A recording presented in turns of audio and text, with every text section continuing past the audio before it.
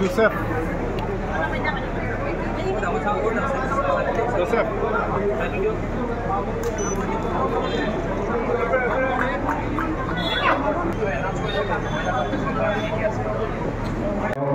তথা বিৰোধী দলৰ দলপতি দেৱব্ৰত শইকীয়া ডাঙৰীয়া তেখেতক এখনি খোলা তেখেতক সম্বৰ্ধনা জনাব মন বৰা।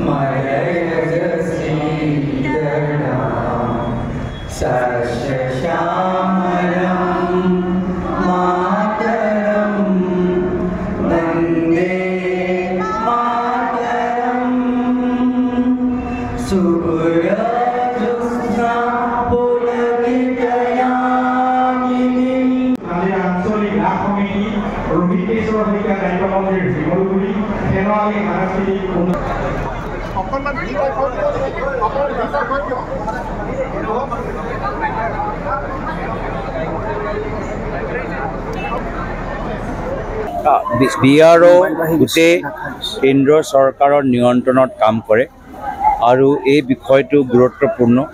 মোক বহুতে BRO বিৰুদ্ধে অভিযোগ দিছে আৰু গোটেইবোৰ অভিযোগ লৈ মই আমাৰ শীতকালীন যে আমাৰ অধিৱেশন হ'ব সদনত মই আমাৰ ৰক্ষা ডিফেন্স মিনিষ্টাৰ ৰাজনাথ সিঙৰ লগত মই আলাপ আলোচনা কৰিম আৰু তাৰ পূৰ্বে যিমানবোৰ ডিটেইলছ ৰাইজৰ ওচৰত আছে, যিমানবোৰ তথ্য ৰাইজৰ ওচৰত আছে, গোটেই তথ্যবোৰ একত্ৰিত কৰি স্থানীয় বিধায়ক দেৱব্ৰত শইকীয়া ডাঙৰীয়াৰ লগতো তেখেতে এছেম্বলিত যিখিনি কথা উল্লেখ কৰিছে গোটেইবোৰ তথ্যবোৰ লৈ এটা মেমৰেণ্ডাম পৰৱৰ্তী সময়ত ডিফেন্স মিনিষ্টাৰক দিয়া যাব।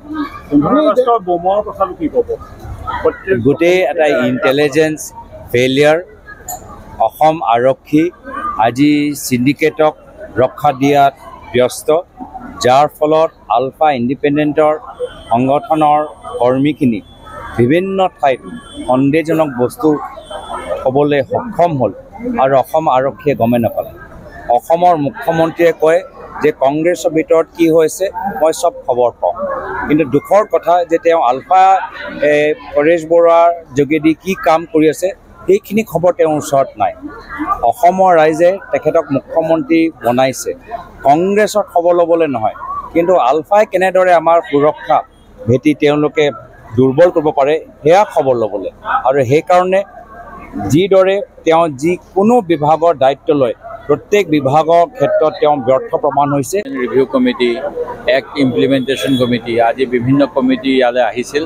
এটা সময়ত ইয়াত বহুত বহিৰাগতক নিযুক্তি দিয়া হৈছিল খিলঞ্জীয়া থকা স্বত্বেও, গতিকে এইসমূহ কেনেধৰণে হৈছে এইখিনি নিশ্চিতভাৱে লক্ষ্য কৰা হ'ব আৰু ইয়াৰ যিখিনি আলোচনা কৰিব লাগে সাংসদৰ লগত মই কৈছোঁ আগন্তুক সময়ত আমি ONC লগত এখন বৈঠক অনুষ্ঠিত কৰি গোটেই কথাখিনি আলোচনা কৰিম।